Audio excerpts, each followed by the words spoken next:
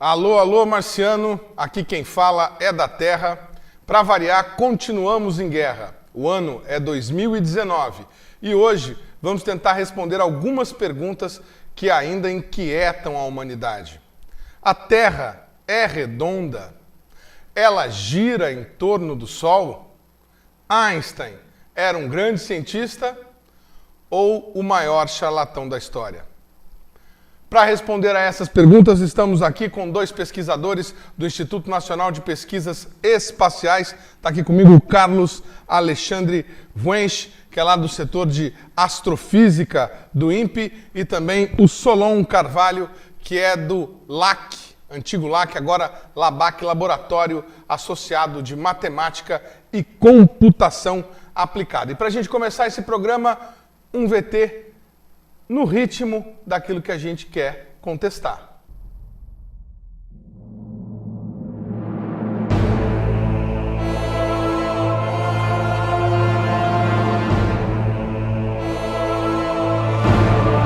Ao longo da história, várias civilizações questionaram o formato do nosso planeta, criando hipóteses de acordo com seu nível de conhecimento. Ainda hoje, diversos cientistas do mundo todo questionam a veracidade da esfericidade da Terra, pois mesmo sendo apresentada como uma verdade, não existem provas científicas inquestionáveis a esse respeito. Tudo em que a ciência se baseia são somente evidências. E evidências não são provas.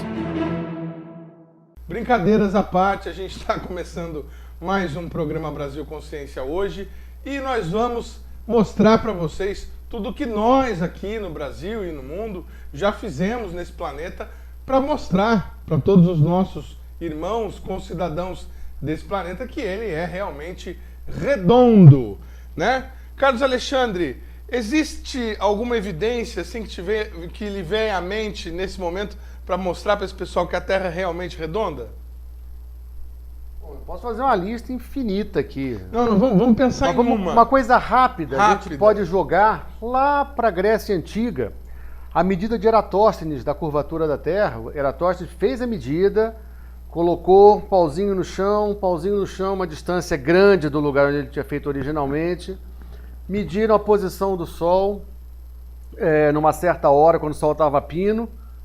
Mediram os passos, tinha um andarilho grego que tinha uma medida de passo, ele conseguia medir aquilo em passos, e foi comprovado que na hora que o Sol estava a pino numa certa região na Grécia, no outro lugar não estava, e com isso ele estimou o raio da Terra, isso aí há 2.000 anos atrás, não me lembro a data exata, e ele errou por menos de 10% o tamanho do raio da Terra. Então ele não precisa resolver isso agora, isso já está demonstrado há 2.000 anos.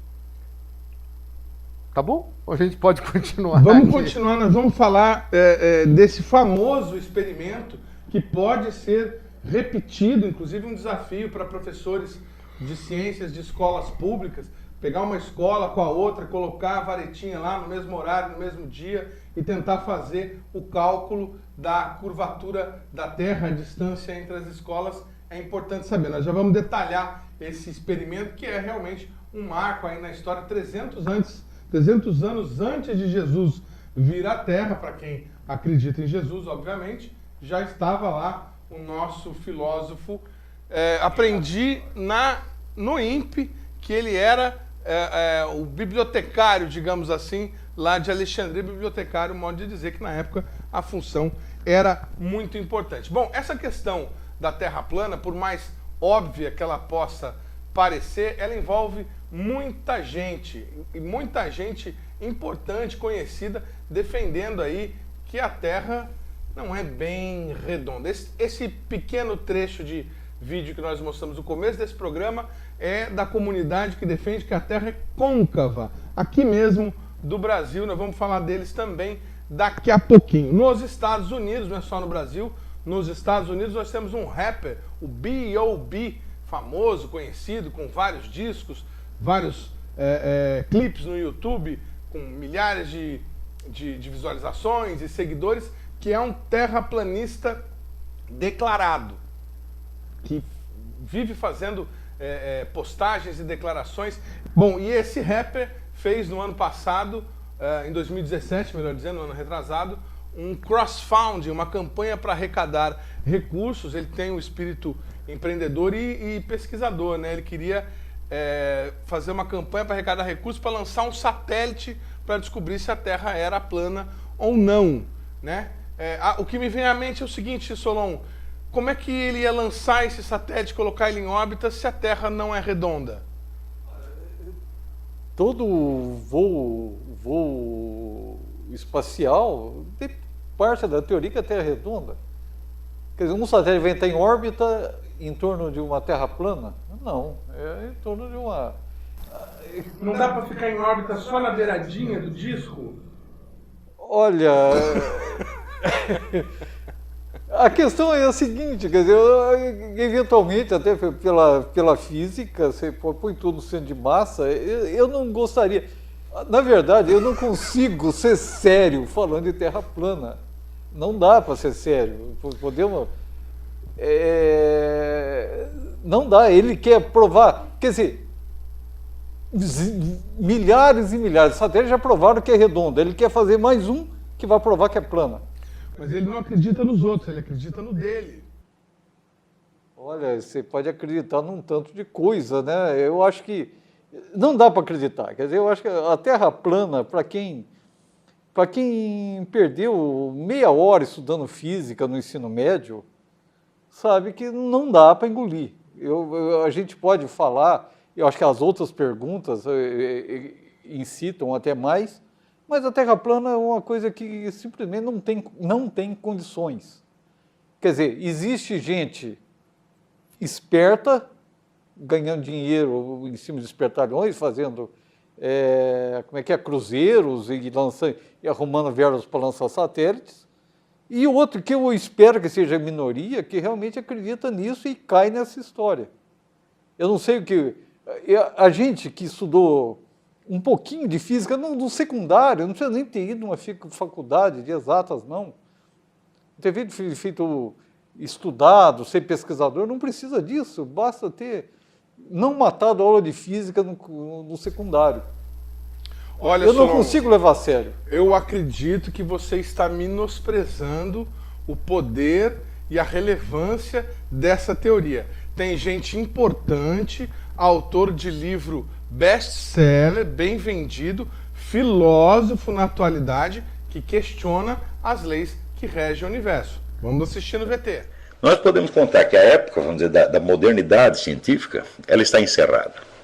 Ela não sobrevive a exames como este que o professor Wolfgang Schmidt fez e, sobretudo, não sobrevive à pesquisa histórica dos últimos 30 anos, que tem revelado uma imensidão de falsidades na história das origens e da constituição da ciência moderna. Com relação, por exemplo, à origem da teoria da relatividade, o que aconteceu foi o seguinte, que no fim do século passado, na passagem do século, uma dupla de cientistas, Michelson e Morley, que disseram o seguinte: olha, se de fato a Terra se move em volta do Sol, então deve haver diferenças, né, na velocidade da luz em vários pontos da Terra, conforme as várias estações do ano. E eles mediram isso milhares e milhares e milhares de vezes e viam que não mudava nada. Então, das duas, uma. Ou a Terra não se move, ou é preciso modificar a física inteira. Então, o cidadão chamado Albert Einstein viu isso e achou que era preferível modificar a física inteira, né, só para não admitir que não havia provas do heliocentrismo. Então, ele fez um arranjo, e esse arranjo implicava, então, várias noções muito estranhas, como a da curvatura do espaço, que é um conceito que até hoje eu não entendi, tá certo? Quer dizer, como é que... Você acha que o espaço ocupa um lugar dentro do espaço? Uma coisa que não ocupa um lugar dentro do espaço não pode ser nem curva nem reta, tá certo? Então, se você disser o espaço curva tudo o que está dentro dele, fala, bom, ainda é possível, mas que o espaço em si mesmo seja curva é uma noção que me parece um pouco esdrúxula. Né? Mais ainda a noção de que pessoas que viajassem através do espaço teriam várias idades ao mesmo tempo, e várias outras coisas muito, muito esquisitas, que nunca foram provadas, tá certo? Mas que eram intelectualmente muito elegantes e que, de algum modo, salvavam as aparências, tá certo? Não sei porque me lembrei daquele sucesso do Chitãozinho e Chororó, disfarçando as aparências, as evidências, enfim. Era só para isso? O Einstein pulou aquela teoria toda só para manter as aparências de que aquela teoria estava correta? E tinha uma série de outras coisas fora o experimento de Michelson-Morley que o vídeo menciona aqui. A pessoa não entendeu absolutamente nada do experimento. Não tem nada a ver a questão da alteração das franjas do experimento de interferometria com as estações do ano, com a época. Isso não tem absolutamente nada a ver. Se você muda o rol do experimento, ela deveria ter alguma alteração se ela se propagasse de uma maneira diferente que ela se propaga. Como ela se propaga com aquela velocidade constante, você não tem alteração. E com relação à história da curvatura e da Idade Média, como a gente estava falando fora do ar aqui, as partículas aceleradoras, elas têm uma duração, elas têm uma vida antes de se transformar em outras coisas, que depende diretamente da velocidade com que ela se movimenta. Então, 90% da velocidade da luz dá um tempo de vida para uma partícula. 95% da outra, 99% da outra. Então, isso já foi testado. Isso é medido desde os anos 50, acelerador de partículas. Isso é muito conhecido. Não foi ontem que descobriram. Não, isso aí ele falou os 30 anos. Você pode voltar 70 anos para trás, essa coisa do tempo, né, variar com o referencial e com a velocidade de propagação do objeto. Isso é muito conhecido. Eu acho que a pessoa do vídeo faltou, como eu estava falando fora do ar, faltou as aulas de ensino médio básicas para uma compreensão da realidade que ele está inserido. Ele realmente não entende absolutamente nada do que ele está falando. Lon, Einstein era apenas alguém bom de conversa? Olha, Einstein, eu considero Einstein talvez certamente um dos maiores físicos do século XX. Quer dizer, a concepção, a maneira dele ver o universo revolucionou completamente. Se o nosso filósofo não entendeu, olha, eu levei pelo menos uma década para entrar um pouco da teoria da relatividade na minha cabeça. Porque realmente, eu brinco com meu filho, olha, o Einstein dizia que o vazio é torto.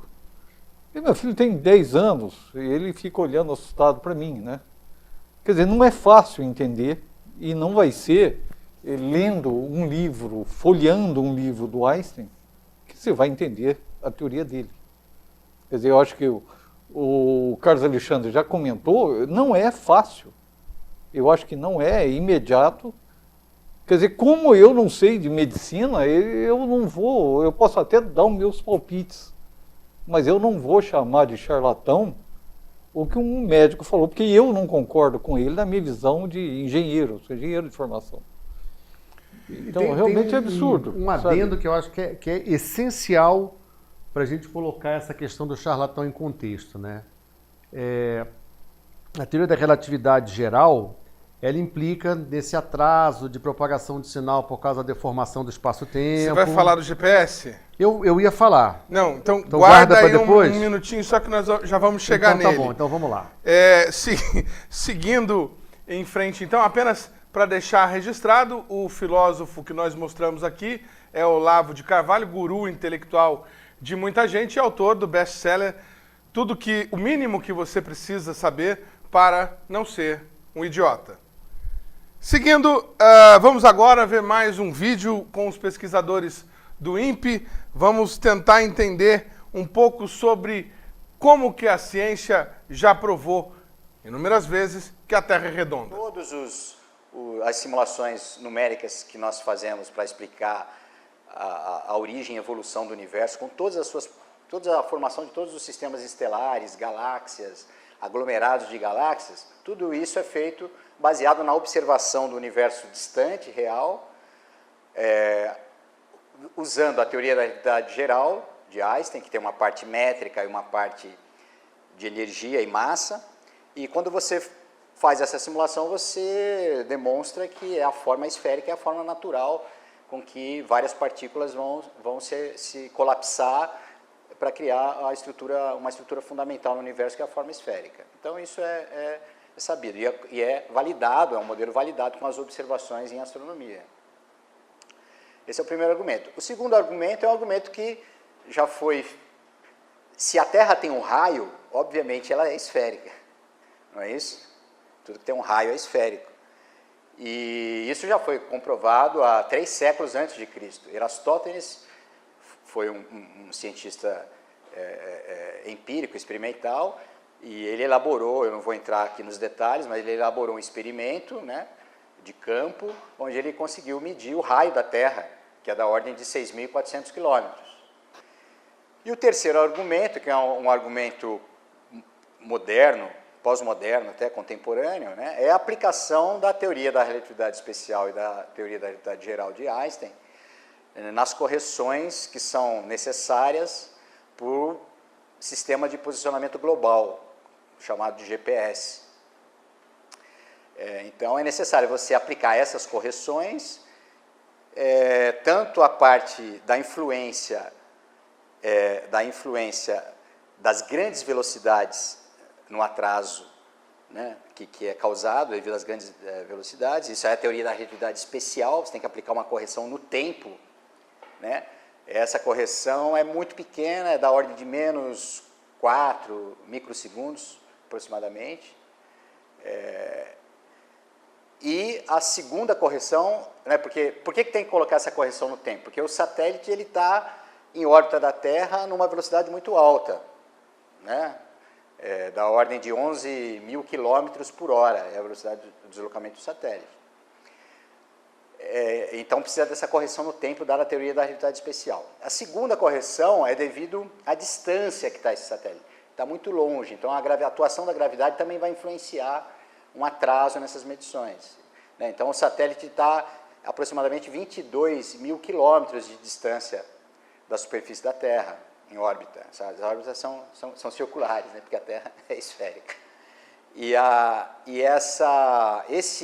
essa distância grande você tem que corrigir pela teoria da relatividade geral. Isso vai dar uma correção em torno aí de uns 46 microsegundos positivos, né? Então, se você tirar a correção, né, devido à distância, mais a outra devido à velocidade que dá um atraso, você tem que fazer uma correção da ordem de 39 microsegundos, que representa, na prática, 39 microsegundos, na prática representa uma resolução de 11 quilômetros, aproximadamente, por dia. Então, se você não aplica a teoria da relatividade geral, a teoria especial, para fazer essa correção do posicionamento, você não diria que o seu GPS que dá onde você está agora e onde você quer ir, teria aí um erro numa distância mais ou menos daqui até Jacareí. Nós estamos aqui em São José dos Campos, ele não teria essa precisão. Então, para você ter essa precisão, né, que é já está na ordem de metro, você tem que aplicar as correções da teoria da relatividade especial e da teoria da relatividade geral. A teoria da relatividade geral, além disso, é a que explica a gravitação, que tem a ver com o primeiro argumento que eu dei, que é como a gravitação atua em várias partículas de grandes massas, criando naturalmente uma estrutura esférica em rotação.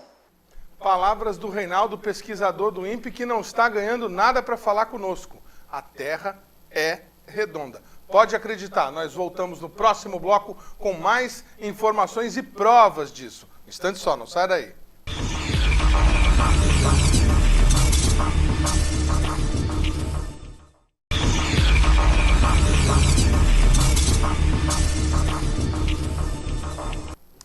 Segundo bloco, Brasil Consciência, com muita informação para você. Hoje, fazendo um debate diferente. Não estamos trazendo nenhuma pesquisa de ponta na qual os brasileiros ou pesquisadores atuando no país estão envolvidos. Estamos fazendo um debate, uma reflexão sobre aquilo que a ciência já mostrou a respeito de uma pergunta muito intrigante. A Terra é redonda?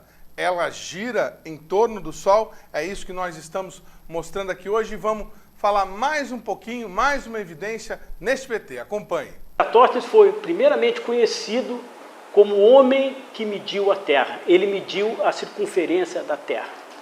Como é que o Eratosthenes chegou lá? Os gregos imaginavam que a Terra era redonda. Por quê? Porque, olhando para o céu, eles sabiam que existiam a Lua, o Sol, os planetas. E todos eles na forma redonda. Então, Por que a Terra seria diferente se a Terra está no meio do cosmos? Então, a gente tem que admitir que esses padrões sejam comuns. E por isso é que os gregos diziam o seguinte: fazer ciência é respeitar os fatos. Esse era um fato. Estou olhando para o céu, o Sol, a Lua, os planetas, todos são redondos. Por que então desconfiar que a Terra fosse um planeta diferente? Partindo dessa premissa, e supondo também que os raios solares são paralelos, ele encontrou uma explicação para essa diferença de duas varetas, que uma não tinha sombra numa cidade e a outra gerava uma sombra no mesmo horário, no mesmo dia. Por quê? E como é que eles sabiam disso? Eles sabiam disso porque, olhando um poço nessa cidade, a gente conseguia enxergar o sol no fundo do poço. Então eles sabiam que ali não tinha sombra, se a gente botasse uma vareta. Em compensação, aquele sol não aparecia no fundo do poço na Alexandria, onde o Erastótenes era o diretor da biblioteca. Então ele queria saber, como é que a gente... Bom, se a Terra é redonda, dá até para a gente fazer uma estimativa do perímetro da Terra. E foi o que ele fez. A luz batia e não tinha sombra. Existia outro ponto em que no mesmo dia, no mesmo horário, tinha sombra num lugar e não tinha no outro. Bom, ele sabia disso. E ele pagou para medir a distância entre essas duas cidades. Isso só... Bom, se a Terra fosse redonda, e aqui então teria um ângulo, então, e ele sabendo, né, que medindo esse ângulo aqui, e medindo essa quantidade aqui, ele sabia o seguinte, que 360 é o comprimento da Terra. Eles não conheciam o número π, né? Mas aqui esse R é o raio da Terra, então eu teria aquele ângulo, que eu vou chamar de φ, que me dá exatamente esse comprimento entre as cidades, que eu vou chamar de comprimento entre as cidades. E aqui, por uma regra de 3, a gente extrai, então, quanto é que vale o perímetro da Terra. Isso foi Erastótenes, 3 séculos antes de Cristo. Então, baseado numa certa hipótese, ele gerou um experimento, e que a gente pode repetir o experimento hoje em dia, pegando Alexandria, pegando outra cidade, fazendo a medida, e a gente vai conseguir identificar, de novo, o mesmo resultado do Erastótenes. Essa reprodutibilidade do experimento é uma das questões capitais do método científico. Viu só, gente? 300 anos antes de Jesus vir à Terra, sem satélite, apenas com conhecimento matemático, os segmentos de reta paralelo, com uma intersecção que vai se encontrar em algum lugar nas duas retas, ângulo aqui, sabendo a distância que ele pagou para medir, dá para chegar a essa conclusão. História bastante interessante, seguindo em frente. Então, você já tentou fazer essa experiência, Carlos Alexandre? Não, essa não. Mas é genial a sacada do Eratóstenes. Conforme a gente comentou fora do ar aqui, tinha a história do poço, né? Que ele viu num papiro na Biblioteca de Alexandria que, numa certa época, no equinócio de primavera, ou equinócio de outono, olhava no poço e o sol passava por cima do poço, refletia no fundo. Foi olhar em Alexandria na mesma época, mesmo dia do equinócio, e foi olhar no poço de Alexandria e o sol não refletia no fundo daquele poço. Então significa que se a Terra é plana, né, e tem os dois poços aqui, alguém sacaneou o que estava acontecendo nesse poço aqui para o sol não bater naquele fundo. Então a conclusão contrária, por absurdo, é que a Terra tem que ser curva. Não, na época seria um absurdo você discutir isso. Hoje você sabe que se você fizer o experimento é isso que vai dar. Vamos falar um pouco de história, né? É claro que a história conta a história dos vencedores, né? Daqueles que conseguiram colocar no papel e registrar e perpetuar, né? Mas a gente tem relatos de que em outros momentos da história já haviam vislumbrado a possibilidade da Terra ser redonda, dela girar em torno do Sol. Assisti um filme muito interessante sobre uma filósofa grega, se eu não me engano, o nome dela era Hipátria, e ela já tinha sacado alguma coisa sobre a questão do movimento dos planetas em torno do Sol, mas evidentemente acabou morta, apedrejada, enfim, porque o conhecimento às vezes assusta, né? Seguindo em frente, temos bastante gente que acredita que a Terra é redonda, como eu, como o Carlos Alexandre, como o Solon, baseado em evidências, mas tem gente que não acredita de jeito nenhum, mesmo mediante todas as evidências. E essas pessoas, inclusive, se arriscam para tentar provar suas teorias. Vamos acompanhar nesse VT. Bom, esse aí é o vídeo do Mad Mike Huglis. Ele é um terraplanista bastante abusado que construiu seu próprio foguete para observar lá de cima e provar de uma vez por todas que a Terra, no caso dele, a ideia era provar que a Terra era plana. Aí o momento do lançamento, em março do ano passado, lá no deserto do Arizona, nos Estados Unidos, foguete posicionado.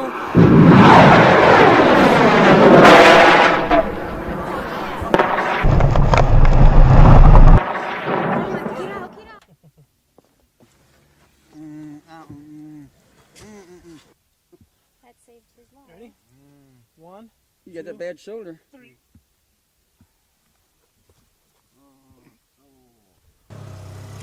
Não se sabe as condições em que o foguete ficou, mas se tivesse estudado ciência da maneira tradicional, talvez pudesse ser hoje um belo cientista, né? Experimento de foguete, podia estar ajudando a gente aí no nosso programa espacial. O que vocês acham? O anjo da guarda dele estava de prontidão ali, cara. Podia ter morrido rapidamente na explosão ali, essas coisas de subir foguete e entrar dentro. Não é uma coisa para amador, né? Como a gente já sabe, Eu fico né? imaginando se o foguete tivesse subido os 10.000 metros que ele queria. O que ia acontecer com ele lá teria em morrido, cima? teria apagado, né? Falta oxigênio, a temperatura é 40 abaixo Com de zero. aquele macacãozinho azul, Não. sem capacete que ele Teria tava. morrido, ia voltar morto para a Terra, cara. Vocês me desculpem, mas realmente tem certas coisas que a gente fica... É difícil de não é difícil de Até não... 500 metros de altura, a Terra talvez seja plana.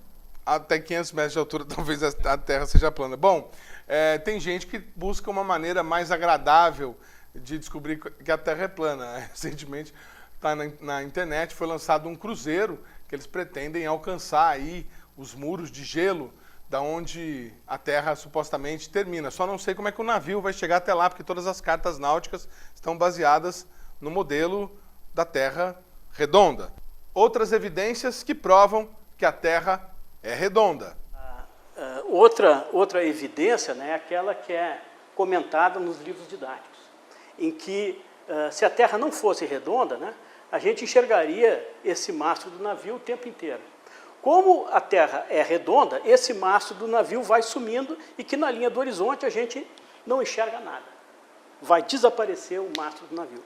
Essa, digamos assim, é o argumento didático que está nos livros, né? Então, o que nos faz acreditar que a Terra é redonda não é uma questão de que alguma autoridade nos ensinou que assim deve ser. Não. As pessoas contestam, na verdade, durante muitos séculos se acreditou que a Terra era plana e que caía, ou foi sustentada por tartarugas, e em cima disso aí tinha o Atlas, enfim, existiam 1000 e outras ideias aí para explicar como é que era o funcionamento da Terra.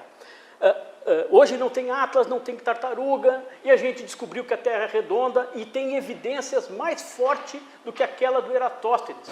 No século XX, que é o século da conquista espacial, a gente coloca orbitando não só homens, mas como dispositivos, e a gente consegue enxergar o planeta e a gente verifica, sem nenhuma dúvida, sem nenhum argumento de autoridade, que a Terra é redonda. Isso faz parte do conhecimento científico, isso pode ser auditado. A gente não precisa acreditar na autoridade, nós mesmos podemos ir lá e verificar se está certo ou está errado. Bom, esse o argumento didático e que, segundo o pesquisador do INPE, está nos livros. Mas nem todo mundo acredita nisso. Veja no VT. Realizamos dezenas de experimentos apresentaremos apenas 7, pois foi o suficiente para determinar o real formato do planeta. Utilizamos a metodologia da ciência de L'Arial, pois os resultados são muito mais precisos.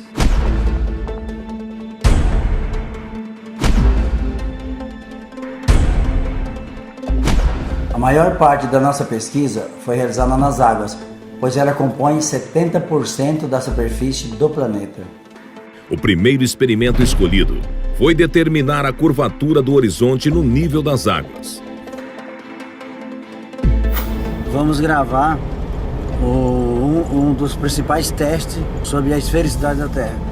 E esse teste diz respeito ao mastro dos navios, a distância com que ele está da costa, justamente para saber se existe uma esfericidade, se existe uma angulação da Terra. A gente levou um telescópio newtoniano, a gente também estava utilizando uma estação total.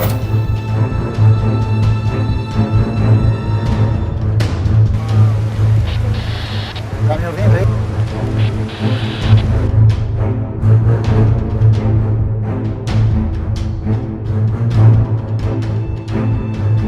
A gente está gravando vocês aqui.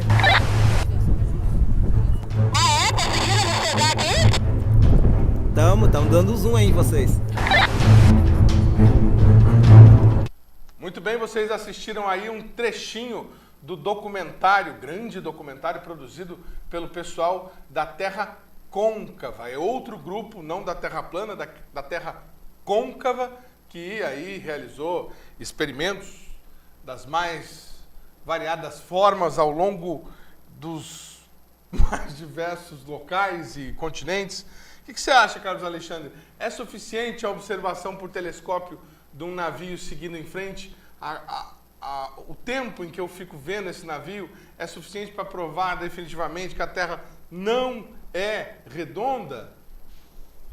Não, claro que não. Claro que não. Se a Terra é côncava, você vai ver até os confins da Terra, você vai ver o tempo todo esse barco, né? Porque você está olhando aqui, o barco vai fazer isso, você vai acompanhando o barco, ele não vai se ocultar nunca. E vai chegar na África, você vai ver o cara. Duvido que eles tenham tentado chegar até uns 50 quilômetros da costa. Não chegaram. Na beira da Terra e a gente vai vir e cair. A premissa, o que a gente estava falando aqui, Edmond, é que a premissa básica, né, da pergunta científica que você faz, ela não se sustenta. A premissa básica é absurda. E o método que você usa, né, um experimento científico, você tem que ver todas as variáveis que vão entrar para você não ter um falso positivo. Uma das coisas que a gente se preocupa, questão de previsão e de avaliação de resultado estatístico, não é o resultado em si, mas a significância do resultado. Então, se você tem um resultado cuja margem de erro, né, é grande, você vai repetir, você vai readequar os parâmetros. Esses caras partem da premissa que a Terra é côncava. Aí eles tentam, ou que a Terra é plana. Então eles tentam um experimento para demonstrar aquilo.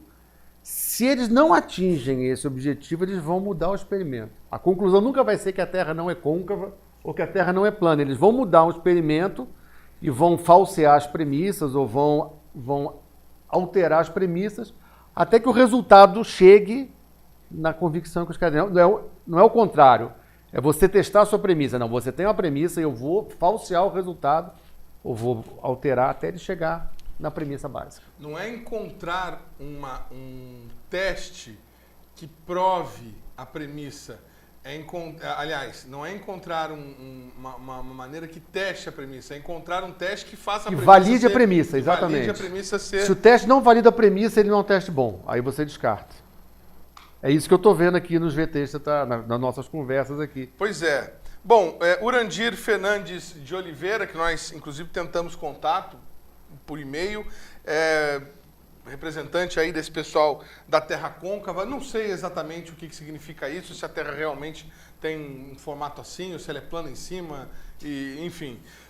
Mas ele foi homenageado no município de Corguinho, também foi recebeu o título de cidadão rochendense pela sua pesquisa e uma homenagem da Assembleia Legislativa do Mato Grosso do Sul, além também de uma homenagem da Associação Brasileira das Forças de Salvação, lá na Câmara de São Paulo. Muito bem, está aí o pessoal também registrado, as pesquisas dos pesquisadores da Terra côncava. Solon, você que é matemático, qual é a possibilidade, em probabilidade, da Terra ser plana? Olha, 0. Não tem como. Nós temos evidências. Olha, eu acho que as ciências naturais, digamos assim, explicar a natureza é muito mais observação. Quer dizer, se as observações não correspondem à minha teoria, o erro está na minha teoria, contanto que ao menos que eu mostre que as minhas observações estão erradas. Que não é o caso. São milhares de anos observando um fato. Se é interessante, se a minha premissa é outra, eu vou tentar negar o que é sabido, olha, é possível, pode ser religioso, científico não é. Eu acho que essa ideia da premissa, eu gostaria de retomar uma coisa que o Olavo de Carvalho falou, que é o geocentrismo. É diferente, o geocentrismo, durante um milênio, milênio e meio... Geocentrismo que a Terra é o centro do universo, ok. Olha, a Terra é o centro do universo e isso durou muito mais de um milênio. É a teoria do Ptolomeu. Agora, o que acontece? Até voltando a um outro cara que por ele é um charlatão, por mim não, é um grande físico, isso eu já falei, o Einstein, a teoria da relatividade é que não existe referencial absoluto.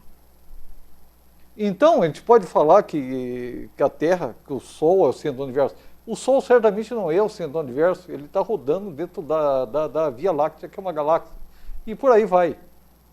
Quer dizer, então dizer que a Terra é o centro do universo, eu já brinquei aqui antes do programa, eu posso dizer, não, mais que a Terra, o meu umbigo é o centro do universo. Eu se posso quiser... dizer que qualquer lugar é o centro do universo. Não, mas se você falar que é o seu, nós podemos brigar aqui agora. Podemos discutir. Entendeu? Não dá. Então, não tem... Por que o heliocentrismo, digamos, cientificamente venceu?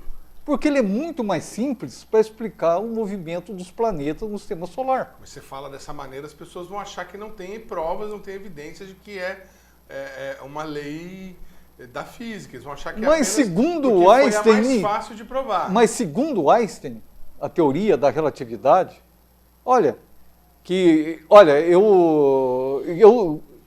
não digo que eu entendo, mas eu me esforço e acho que boa parte, depois de décadas estudando, eu consigo entender. Eu não vou dizer que ele era um charlatão porque eu não entendo. Se eu não entendo, eu abaixo minha cabeça e digo que não entendo. Quer dizer, olha, não adianta dizer que a Terra, ou o Sol, ou a Via Láctea é o centro do universo. O Einstein falou, não existe referencial absoluto. Quer dizer, o Carlos Alexandre, que é mais da área, que me corrige se eu estiver errado. Então nós podemos dizer, agora, é muito mais fácil de se entender o sistema solar, e isso numa escala de sistema solar, esqueça a galáxia. Se o meu problema é estudar o sistema solar, o heliocentrismo simplifica e clareia muito a nossa visão. Os gregos não sabiam, os planetas eram deuses andando de carruagem no céu, porque eles não entendiam os planetas ir e voltar. Foi o heliocentrismo que explicou de maneira clara, de maneira simples. Eu tento evitar entrar em detalhes físicos, né, mas foi um grande avanço e foi, olha, a gente sabe, foi gente para fogueira, literalmente, Giordano Bruno foi para a fogueira, Galileu quase foi para a fogueira, e foi séculos de desenvolvimento até chegar a Newton. Certo? Que é a teoria que mostrou em 3 leis, um postulado simples, olha, é assim que a coisa funciona. Como seria bom se tudo fosse dessa maneira, fácil desse jeito, apenas 3 regrinhas. A regra agora é a seguinte, você fica aí e daqui a pouquinho a gente volta com muito mais informação para você. Não saia, um instante só.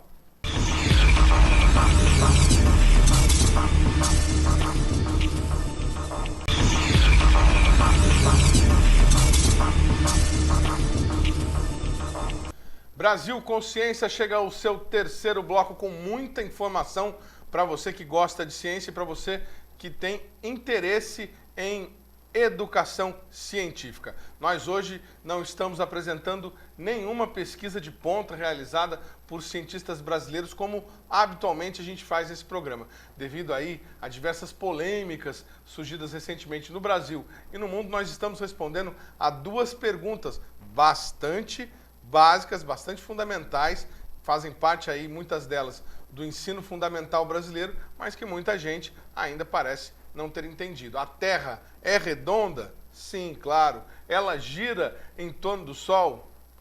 Claro, obviamente. Bom, seguindo em frente, nós vamos agora mostrar, da mesma forma a gente se divertiu ao longo desse programa em alguns momentos, mas da mesma forma que a gente se diverte, o pessoal que acredita na Terra plana e na Terra côncava também se diverte com a gente. Vamos ver alguns dos memes que eles distribuem nas redes sociais deles. Muito bem, quer dizer então que terraplanistas estão na Idade Média, mas Eratóstenes supostamente não provou o globo antes da Idade Média? Realmente não atingiu o objetivo se a ideia era ironizar. Aí para o Carlos Alexandre, que pesquisa lá o espaço infinito, né? A pessoa lá, gelo sem fim. Então nós, supostamente que não acreditamos em Terra plana, questionamos. Aí quando fala espaço sem fim, a gente fica feliz e acredita. É a lógica, nós somos chamados por eles de globaloides. Muito bem, somos todos globaloides. Vou arrumar uma camiseta dessa para mim.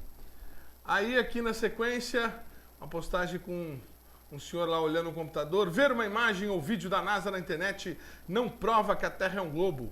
Prova que você viu uma imagem ou um vídeo da NASA na internet. De péssimo gosto, horrível. Bom, seguindo em frente, sabe por que você não pode sentir a Terra girando? Pelo simples fato, ela não está girando. Estarrecedor.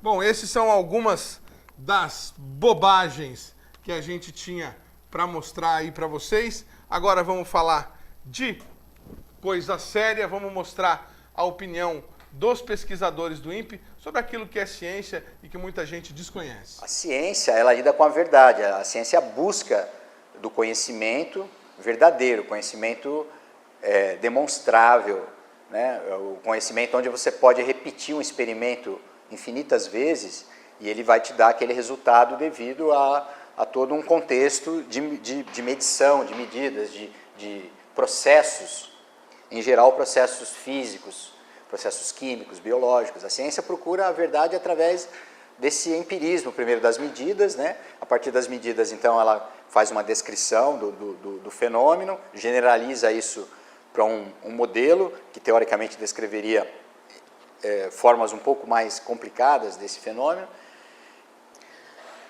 Esse é o conhecimento científico. O conhecimento científico ele se fundamenta num método, o método científico. O método científico são três linhas que a gente usa para fazer uma demonstração científica. Olha, como está acontecendo hoje no Brasil, né, de forma contemporânea hoje, né, o nosso mundo, a nossa visão de mundo, as nossas sociedades, elas são construídas com diversas componentes. Uma componente é a científica, né, a outra componente é a componente religiosa, a componente política, né, a componente sociopolítica. Então, nós temos essas componentes. Então, o que se apresenta como status quo da verdade, muitas vezes não é a verdade, ou é uma verdade deturpada devido a essas ideologias que não são científicas a princípio, né? Então eu diria que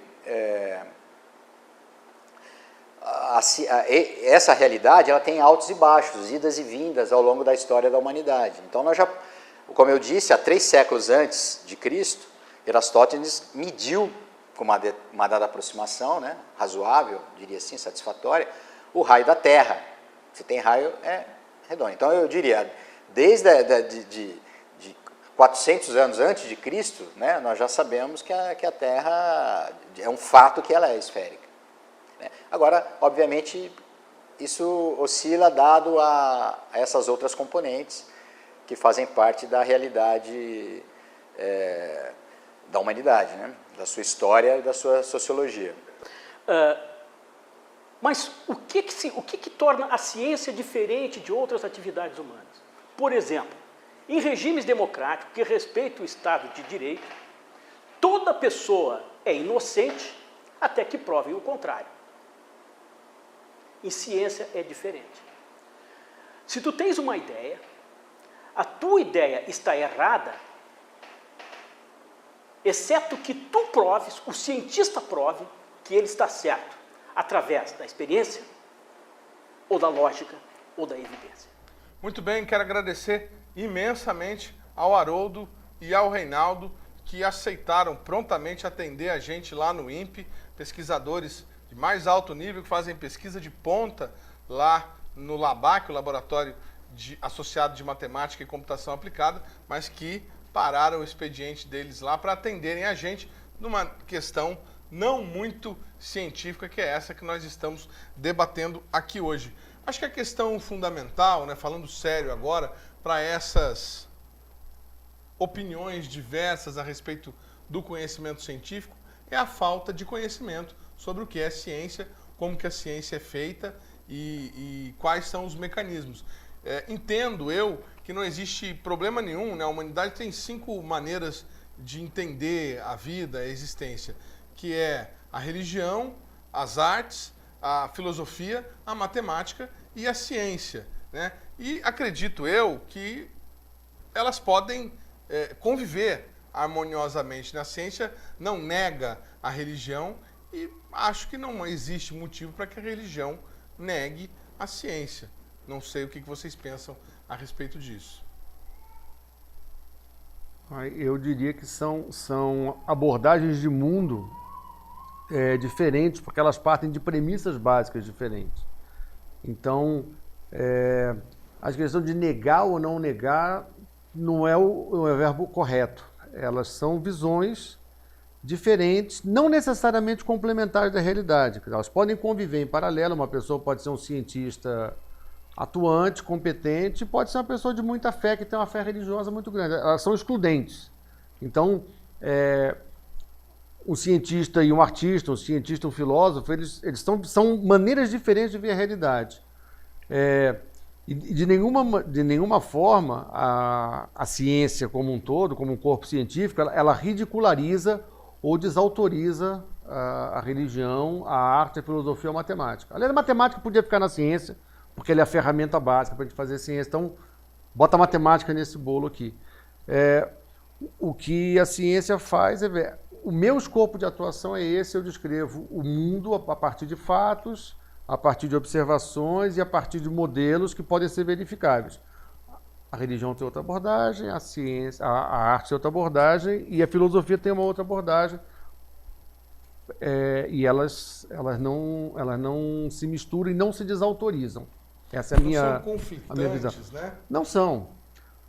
A menos que uma resolva intervir na seara da outra, que é o que nós temos visto recentemente aí na mídia. Ou questionar as conclusões que a outra... Sem uma base factual. Questionar verdades, como o Reinaldo falou, faz parte da ciência. Agora você questiona verdades com bases factuais. E não é isso que nós estamos vendo aqui. Vou passar a bola para o Solon, o matemático da dupla aqui. Por que eu fiz essa pergunta? Porque nós estamos num momento nesse país em que nós vamos ter, em pouco tempo, né, um debate público sobre a questão do ensino religioso nas escolas. Né? Eu tenho a minha opinião, tenho certeza que quem está nos assistindo tem a opinião deles, e acho que todo mundo tem opinião formada a respeito desse assunto. Agora, a questão é ensinar ou não o criacionismo, né? E se o criacionismo pode, em algum momento, eventualmente em alguma escola, substituir, né, o evolucionismo. Aí a coisa começa a ficar complicada. Não sei o que você pensa, Solon. Não, olha, eu acho que eu concordo basicamente com o que o Carlos Alexandre falou. Eu acho que cada área tem a sua linguagem, os seus pontos de partida, a sua digamos, gramática de evoluir sua maneira de evoluir o pensamento. Eu não acredito, quer dizer, eu acredito que há uma série de coisas, mesmo se a gente pegar a história do darwinismo, quer dizer, teve muitas polêmicas e ainda tem. Agora, é preciso que a gente discuta essas polêmicas.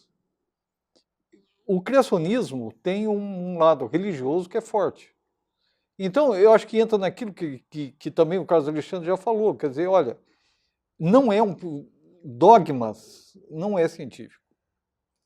Então, que se os alunos devam ou não ter aula de religião, não cabe a nós, quer dizer, nós como pesquisadores, dizer sim ou não, é uma discussão que a sociedade tem que fazer. Criacionismo em aula de ciências, eu não veria muito como encaixar isso. A essência é justamente essa. Aula de religião, tudo bem. Um tema religioso na aula de ciência não está tudo bem. Querer ensinar criacionismo como se fosse... Numa aula de religião? Não, agora, como se fosse uma matéria científica, aí mistura não está tudo bem. Né? Aí você extrapola aquilo que deveria ser feito. Infelizmente, isso acontece. Né? Infelizmente, isso acontece. Não só aqui, né? Não só aqui. Bom, vamos falar de ciência.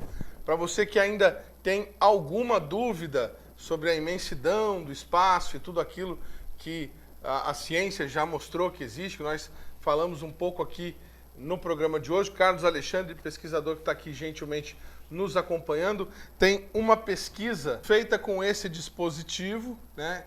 O Carlos Alexandre vai explicar melhor, chama-se uma corneta, que foi construída aqui no país, é um equipamento, uma inovação, né?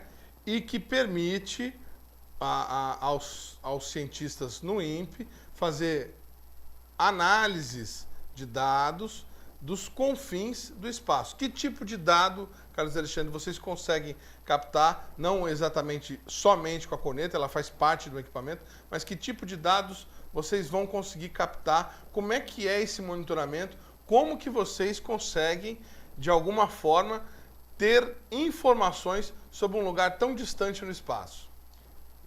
Essa corneta ela faz parte de um conjunto, ela é um protótipo de um conjunto de 50 cornetas usadas para medir ondas de rádio. A gente mede ondas de rádio entre 960 MHz, que é um pouquinho acima da faixa do celular, até 1260 MHz, numa faixa de frequências que é uma faixa de aeronavegação, de comunicação de aviões, e ela não é especial para a radioastronomia, mas por conta do objetivo científico a gente observa nesse intervalo de frequência.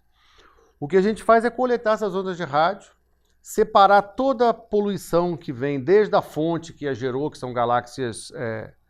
elas são distantes, são o tamanho do universo, a gente considera que elas são próximas. Então, estão a mais ou menos 3, 4, 5 bilhões de parsecs. O que seria isso? Muito longe. Muito longe. É muito longe. Nós estamos falando aí de galáxias que foram criadas pouco depois do que o universo tinha a metade da sua idade. Então, é longe pra caramba. A nossa Via Láctea tem cerca aí de 7, 8 bilhões de anos. Nós estamos falando de objetos que são um pouquinho mais velhos do que isso. Então são distantes, mas não são os objetos mais distantes. E com isso a gente vai tentar colocar alguma informação nova sobre o que a gente falou aqui no outro programa, sobre a energia escura, essa entidade misteriosa que faz o universo acelerar a sua expansão. Né? Mas o universo está expandindo. Está expandindo de maneira acelerada.